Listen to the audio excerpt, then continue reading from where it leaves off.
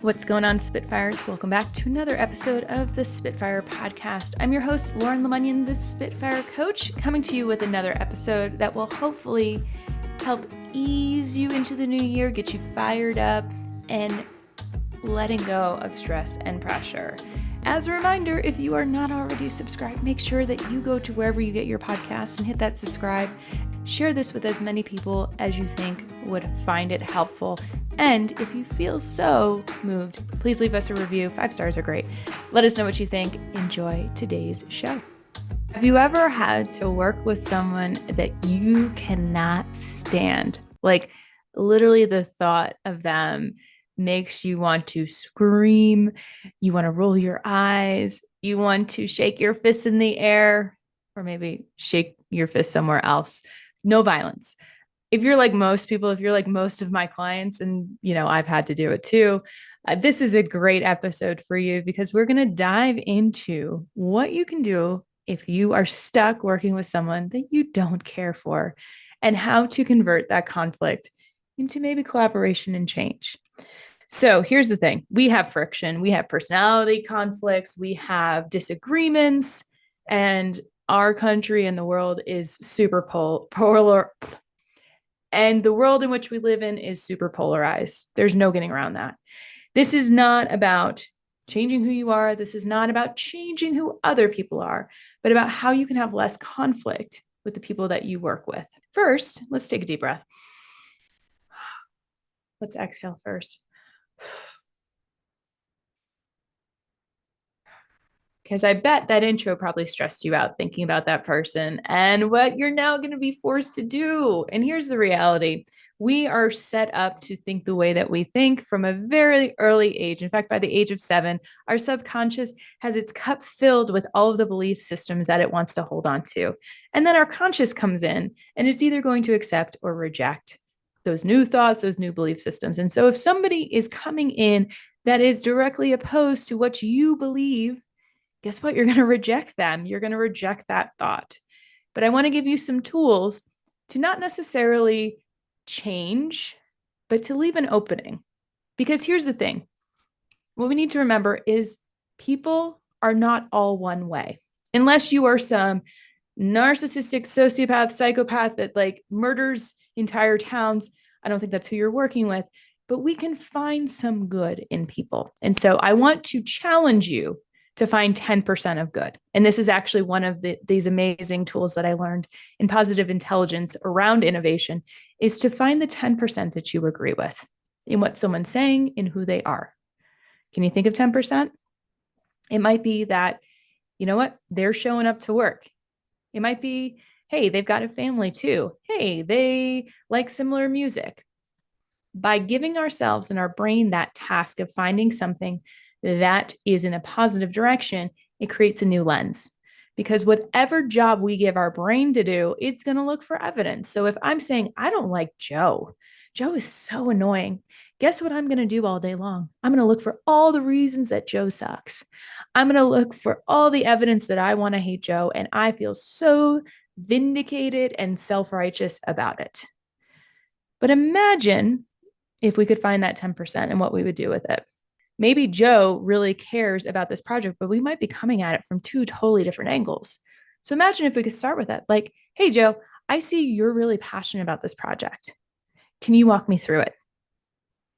If we start with, I don't like your idea, we're immediately on the defensive and it's all about our agenda. So Joe probably doesn't like us either. But if we can create that neutral space where we're trying to understand, where we're finding common ground, we can then build off of that. But if all we're looking for is the flaws, the deficiencies, the issues with people, that's all we're going to focus on. And that's what the person is picking up. This is not a one-way street. What you think and what you say and what you do exudes out whether you say it or not, because I guarantee you're talking smack to your colleagues. You might be rolling your eyes. You might be huffing and puffing. You might be doing a lot of things. You might be tapping your pen really fast. You might turn your camera off on a Zoom. So people are picking up signals and they're going to become more self-protective and defensive in return. So if you've ever felt that way, you now know how it feels. And empathy and compassion is one of the best superpowers that we have as human beings. And when we can apply it to other people, even when they feel super difficult to us, it allows that door to open. Now, whether or not the other person comes through that door is up to them.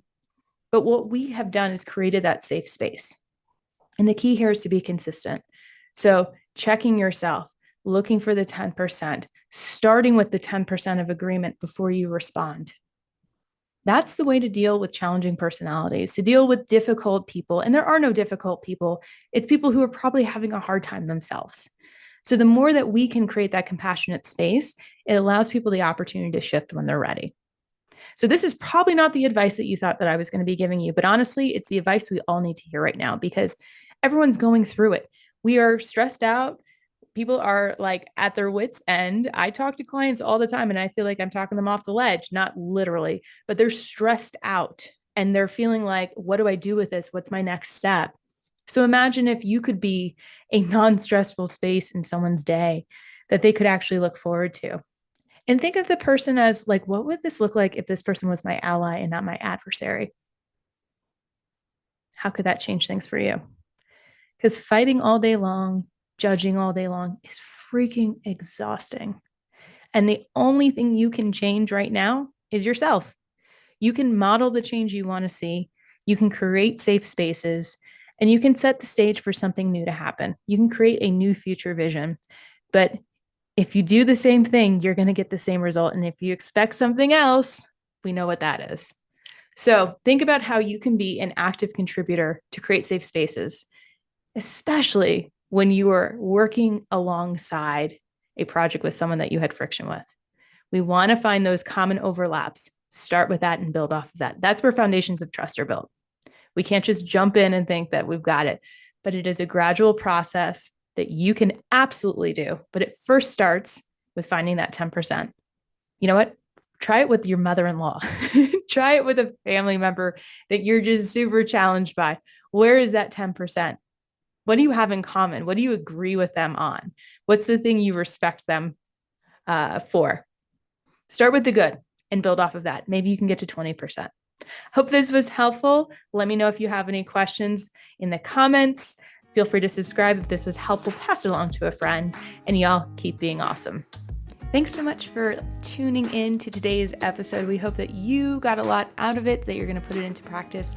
And if you would like to deepen that practice, we will be holding our first ever certified leadership coach training on February 22nd. We have our inaugural cohort launching, and we're holding an information session on January 30th. So any questions you have about the program, we'll walk you through it. You can ask away. You can see what we're up to at spitfirecoach.com/coach training. If you're interested, put your name on the application list. We will be filling seats and going from there. This is the lowest the price will ever be. And we hope that you jump in and become part of the Spitfire movement. So we'll hope to see you on January 30th. And if not, we hope that you sign up for the inaugural cohort launching on February 22nd.